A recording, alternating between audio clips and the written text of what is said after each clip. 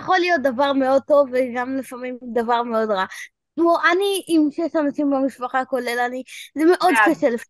בעד. אתה גם ככה, המון אנשים במשפחה זה המון אהבה, וזה מאוד נעים, במיוחד בימים קרים, אז כולם הולכים ביחד, נגד. והכל החום והאהבה נכנס.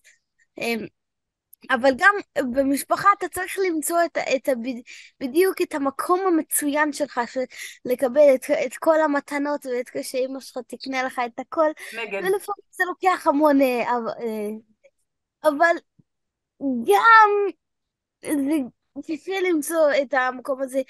אמ, האמת היא שאיך אמ, נגיד אם יש לך אחים מאותו סוג בן אדם אתה, אז זה מאוד קשה, כי תמיד הם רוצים, ואחים קטנים זה אפילו בעד, יותר גרוע.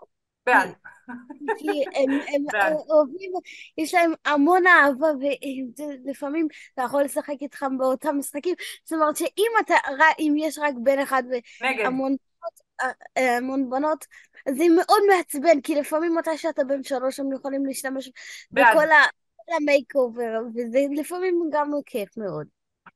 אבל יש לך תינוקת בת שנה אפילו, וואו, איזה חצי שנה, אלופים, זה תרגיל קשה, כל הכבוד. בת פשוט חודש. תקשיב, כל הכבוד. אתה תותח ברמות מטורפות, הלל. הלל, כל הכבוד לך. גם אתה מקבל 100 היום. יפה מאוד.